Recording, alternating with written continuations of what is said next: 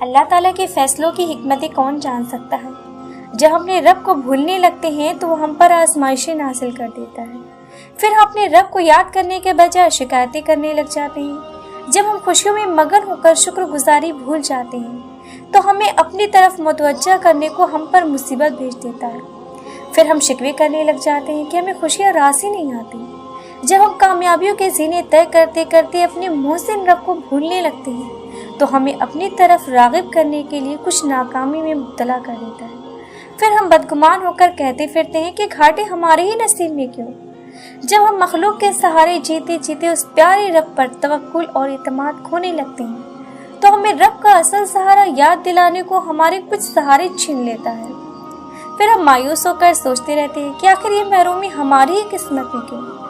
ہمیں سمجھ لینا چاہیے کہ ہمارا رب ہم پر جو آزمائشیں نازل کرتا ہے وہ حکمتوں سے بھرپور ہوتی ہیں، اس لیے ہمیں ہر حال میں اپنے رب سے اچھی امیدیں رکھنی چاہیے۔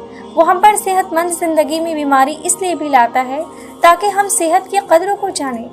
وہ ہم پر خوشیوں میں مصیبت اس لیے بھی لاتا ہے تاکہ ہم خوشیوں میں حد کو پار نہ کر جائیں۔ رب کے ہر فیصلے میں ہمارا ہی فائدہ ہے اور ہمارا ہی بھلا ہے۔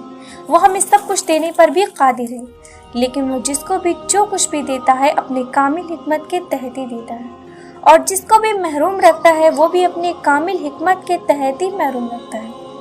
ہمیں اس کے فیصلوں پر دل و جان سے مطمئن اور راضی ہو جانا چاہیے۔ ہمیں جو کچھ نہیں ملا تو کیا ضروری ہے کہ اس میں خیر بھی ہو؟ آخر بچہ بھی تو اپنے ماں باپ سے سبھی کچھ مانگ رہا ہوتا ہے، وہ چھر بھی مانگتا ہے، وہ ماچس بھی مانگتا ہے، تو کیا ماں باپ اس کو اس کی مانگی ہوئی ہر چیز پکڑا دیتے ہیں؟ نہیں، تو وہی چیز بچے کو دیتے ہیں جس میں اس کا نقصان نہ ہو۔ اب بچہ بھی یہ بات کیسے سمجھے؟ تو بندہ بھی اپنے رب کے فیصلوں کی حکمت کیسے سمجھے؟ جو نعمت ہمیں نہیں ملی وہ رب سے مانگو، پھر وہ عطا کرے تو شکر، وہ عطا نہ کرے تو صبر، اور یقین رکھیں کہ اس میں ہماری بہتری اور خیر ہوگی۔